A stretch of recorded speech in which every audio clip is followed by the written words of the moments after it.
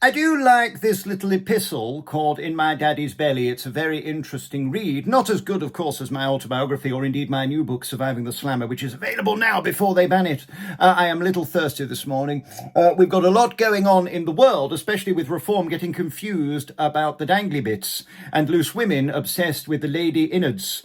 I shall explain all next. And by the way, if you could subscribe, that would be wonderful. And if you could go to alexbelfield.com, we never surrender to the thought police who want us to shushy over about whether a boy or a girl can be a girl or a boy, or whether a man sausage intactus FuFu lady part could indeed become an anus erectus. I shall explain more next. It's very confusing for a middle-aged gammon.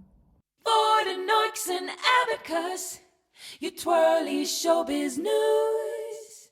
Alex Belfield's voice of reason. There is no question that I am a middle-aged gammon who is increasingly confused by the world. We have one in, one out, even though we don't know how many are coming in. We're sending one out instead. That begins today in earnest. Who is this Ernest, you ask? Well, yesterday, Dr. Minge was spreading the legs of young ladies on loose women.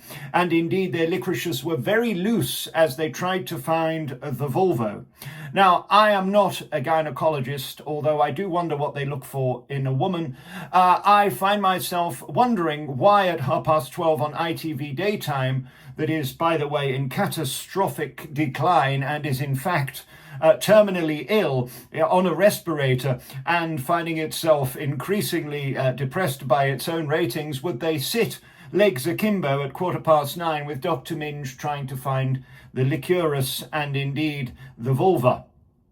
These are very fascinating times, but that's not why you called.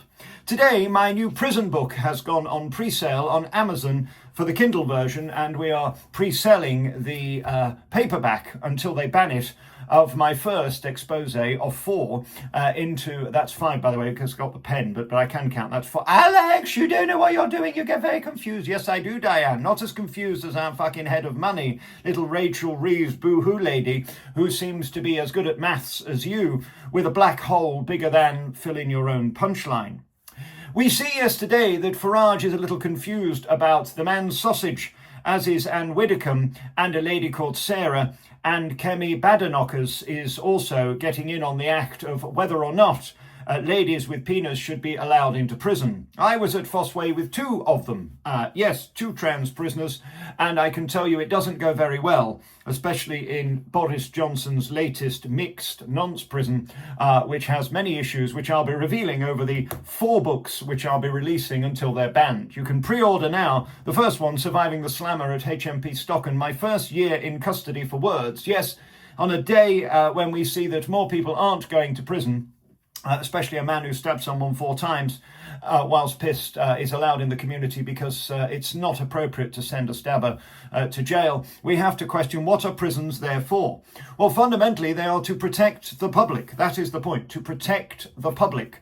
So when you're trans and end up in prison, which one should you go to? A male or a female? And of course, the conclusion is absolute confusion by Reform, who seem to be the party that is eating itself alive, the party that is our only hope against the tyrannical bullshit that we're seeing from the Tories and Labour. Well, now it's almost impossible to vote for these people who are arguing amongst themselves.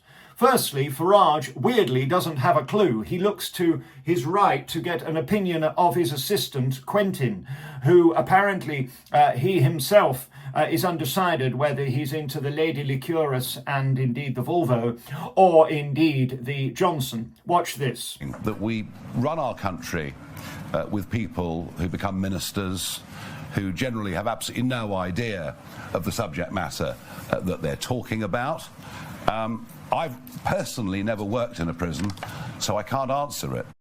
Yes, there we are, Farage getting very confused, which is not like him. It is such a toxic debate, asked J.K. Rowling. Yesterday we had little Anne Widdecombe, who is as familiar with a man's sausage as indeed the Pope is with the 1-2 buckle my shoe. Unfortunately, this lady has dug the hole even deeper.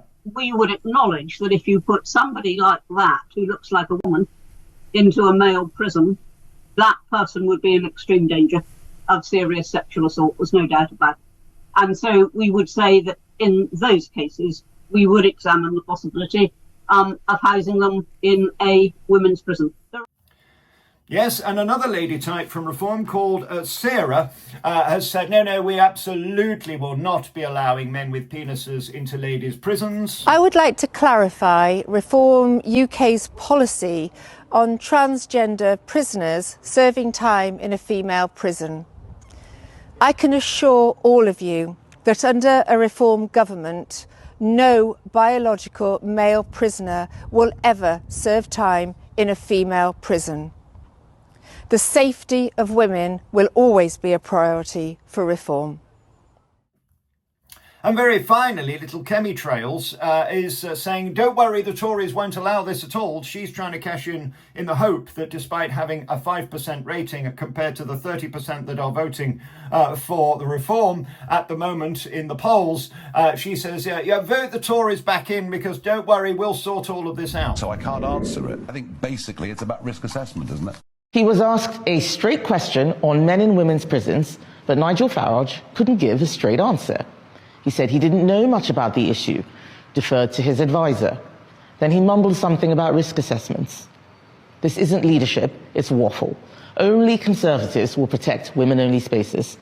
My conclusion is I don't believe any of them. They're all full of shite. And the question about whether man penis intactus or lady FuFu vulva plinkety plonkety in the stinken stonken should be allowed in a woman's prison, well, it is very clear to anybody with a brain. The answer is you do not allow a man to go in a woman's prison, no matter what bit of gymnastics with the old JCB, a bit of, inside staging, a bit of schnippity-snappity on the old bollocksy ball danglers. You can't just allow a man who is born a man into a woman's prison because it puts women at risk, full stop. Anybody who argues with that is, of course, an imbecile, or in on wanting to put women at risk, which would be a very stupid thing, wouldn't it? Who would want to do that in a prison where people can very easily be taken behind their doors and given a kick-in or sexually assaulted? It happens every single day, especially at Boris Johnson's super prisons where they're mixing nonsense with professional criminals. I will be writing about that in my books 5 and 6.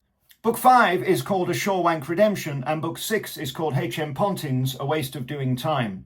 You can pre-order my first book, Surviving the Slammer, my first year in prison, and find out how you're wasting your taxes on giving people like me the life of luxury, as well as murderers, rapists, and paedophiles, who the PDF files are having the time of their life paid for by you with underfloor heating, 3 meals a day, and indeed showers in their pads. Who do they think they are? The dinghy divers? I will keep you up to date with the man's sausage developments because it seems like there's a lot of people looking at lady parts and we know that these caring, understanding 90s types have nothing better to do, like Dr. Minge, than confuse men with women and fufus with man's sausage. It's Alex Belfield, News at 10. Get my new book now at alexbelfield.com, where the news in the morning is 35 minutes long, where I can actually have honest discussion with real words, where we don't have to talk absolute nonsense like I have for the last 6 minutes. I love you, and there's nothing you can do about it. I like that one, Tarkin. Very good, very good. Come. Guardian readers, ambivalacious types, and champagne sippers, switch off now. Alex Belfield's voice of reason.